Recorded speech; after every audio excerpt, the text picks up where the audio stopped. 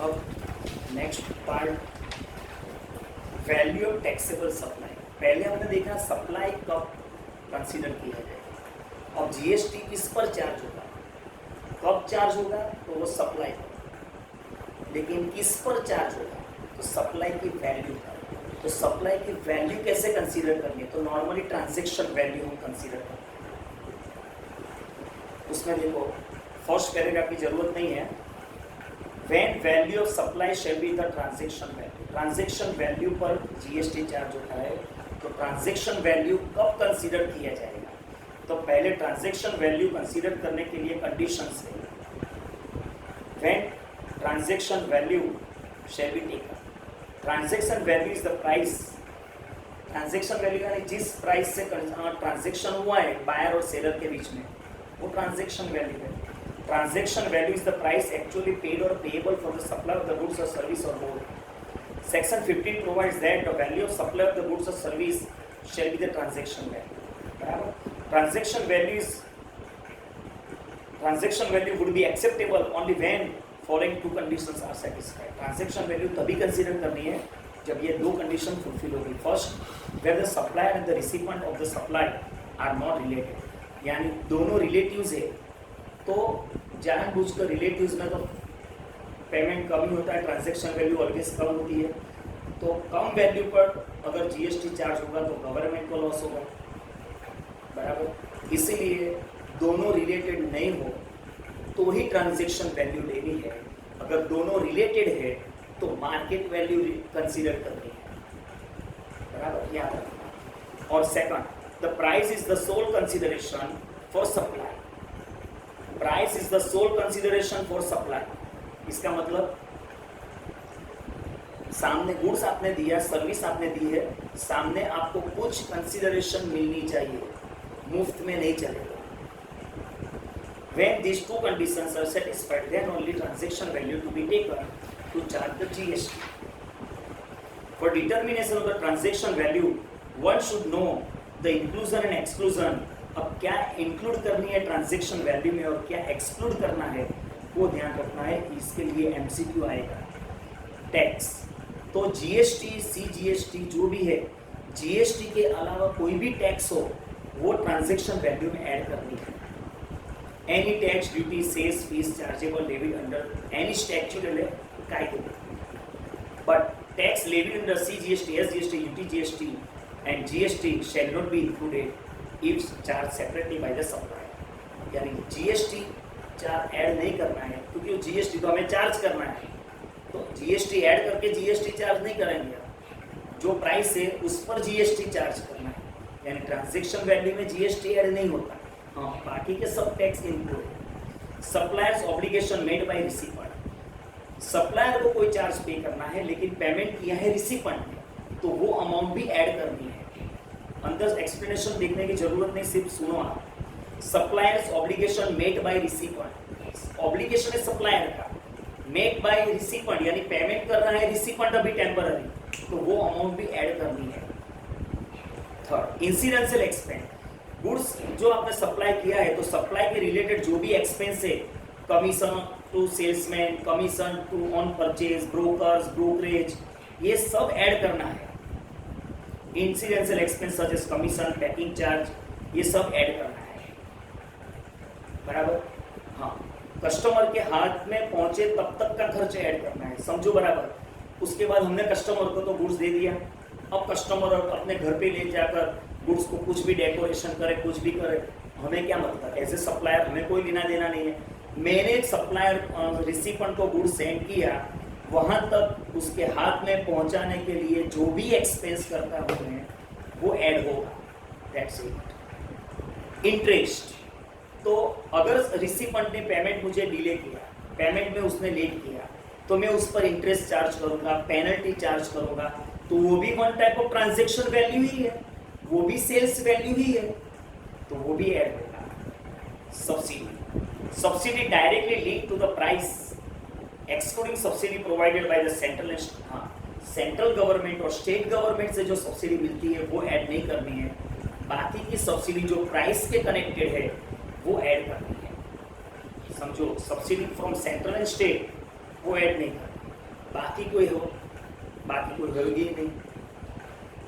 Example, on 5th July 18, Z of Chennai supplies 25 ton of chemical to B of Madurai at a rate of 80,000 per ton. 80,000 per ton into 25, यानी goods की value है 25 into 80,000, 20 lakhs. Besides, he charged the following: freight, उसको ले जाने के लिए, customer के वहाँ पहुँचाने के लिए फ्रेट चार्ज हुआ, वो ऐड करो। पैकिंग करके भेजना पड़ेगा, वो ऐड करो। वेइंग चार्ज, कितना वेट होगा, क्योंकि रेलवे वाले फ्रेट जो चार्ज डिटरमाइन करते हैं वो उसका वेट के हिसाब से 30,000। इंस्पेक्शन चार्ज ऐड करना है। उसके बाद cost of instrument which is specifically purchase by Z to manufacture this chemical, यानी वो इंस्ट्रूमेंट जो परचेज किया स्पेसिफिक इसके लिए ही किया है, तो वो भी ऐड करो। कितना क्या है? 1,10,000। Inspection charge borne by B and not included in invoice, हाँ, यानी बेयर करना था, सप्लायर को पे किया रिसीवेंट ने, तो वो भी ऐड किया हमने। इंस्पेक्शन को 12,000। State government paid subsidy 40 lakhs, वो ऐड नहीं करना है। दिस सब्सिडी वॉज पेड, आएगा ही नहीं वो। However payment is made, late payment किया उसने, उसका 11,000 ऐड करो, वैल्यू सप्लाई हो गया। बस ये एमसीक्यू में आ सकता है। एग्जाम्पल ये खत्म हो गया। अब डिस्काउंट कब इंक्लूड करना है, कब एक्सक्लूड करना है? इंक्लूड नहीं, यानी लेस करना है। तो डिस्काउंट कस्टमर के हाथ में गुड्स डिलीवर करने से पहले कॉन्ट्रैक्ट जब हमने किया कि भैया चलो मैं इतना गुड्स सप्लाई करूँगा, तो उसी टाइम डिक्लेयर हुआ है डिस्काउंट, तो वो डिस्काउंट लेस करना है। बराबर। Situation 1, discount which is allowed before the supply, supply से पहले जो डिस्काउंट अलाउड किया है वो हमें लेस कर देना है discount. This discount will not be included in the value of supply, यानी लेस कर देना है। This situation 2, discount is allowed after the supply has been affected.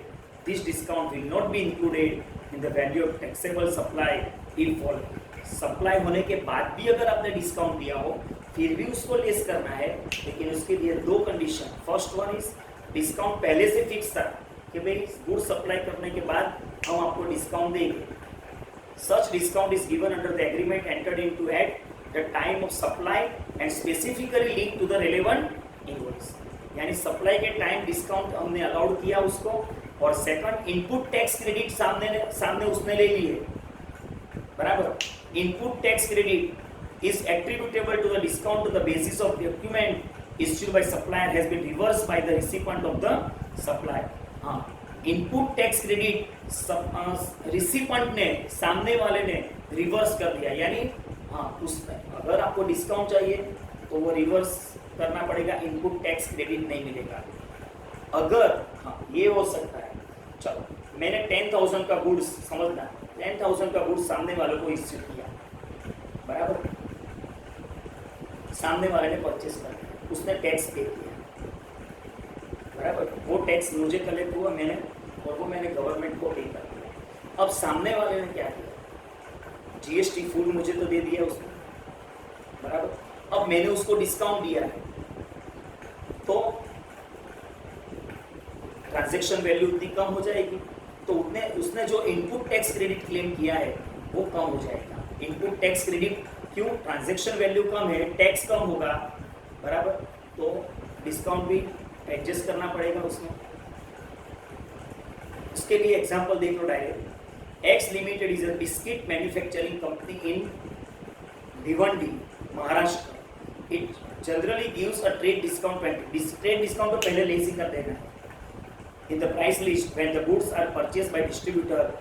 During December, it offers Christmas bonanza under the scheme under which special Christmas discount of 10% is given on the price list of all the products to its distributor in addition to normal discount of 20% तो पहले था ही, लेकिन ये Christmas bonanza discount है वो भी मिलेगा।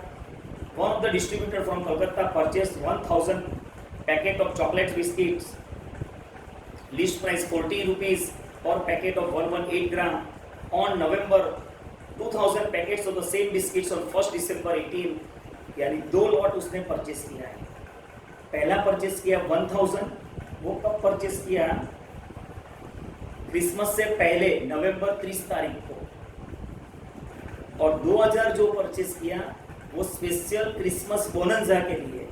Christmas कब से स्टार्ट कर रहे थे? देखो ऊपर third line, during December 18 it offers Christmas bonanza which is special discount of 10% given on the price list documents। बराबर, यानी दिसंबर पूरा क्रिसमस बोनस स्टार्ट हुआ। नॉर्मल 20% तो डिस्काउंट था ही, यानी चलो पहले बिस्किट कितना था?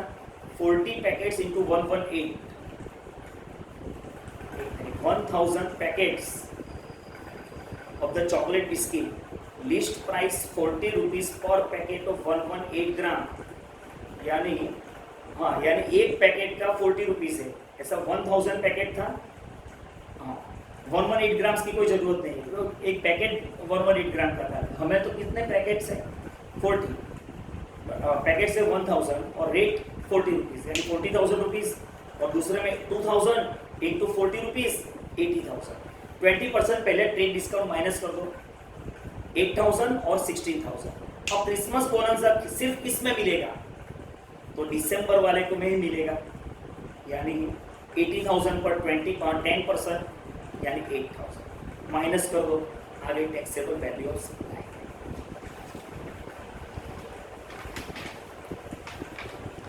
चलो कंपोजिशन ले, इसका वीडियो अलग ही रखता हूँ मैं, कंपोजिशन स्कीम पूरी एक में लेनी पड़ेगी।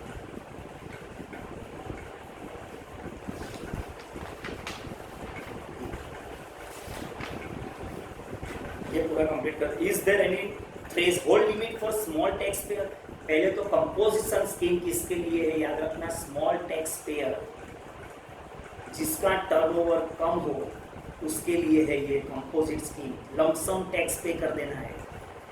Small tax payer having turnover of 20 lakhs और 10 lakhs in case of north east states, Himachal Pradesh, Uttarakhand are not required to register under GST, यानी उन लोगों को GST में रजिस्ट्रेशन करवाने की कोई ज़रूरत नहीं है जो स्मॉल टैक्स पेयर है, जिसका टर्नओवर 20 lakhs है और ये स्टेट्स में स्पेसिफिक स्टेट में 10 lakhs है।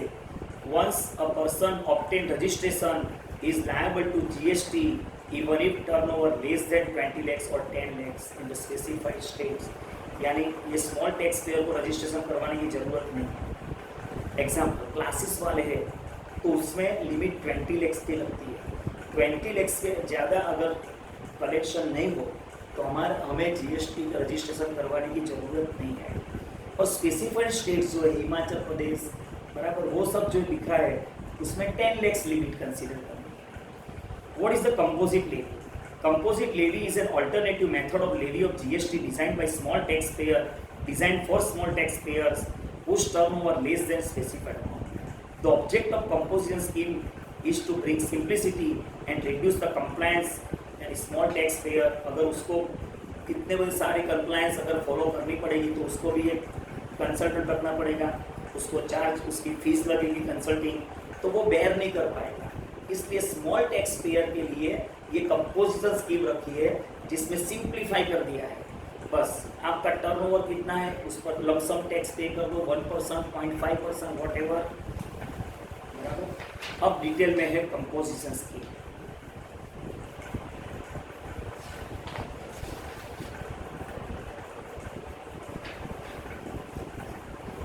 नेक्स्ट लेक्चर में ये टॉपिक स्टार्ट कर रहा हूँ मैं। ऑलमोस्ट अब 2 लेक्चर्स की जरूरत है, आपका इनडायरेक्ट टैक्स यहाँ पर खत्म हो जाएगा।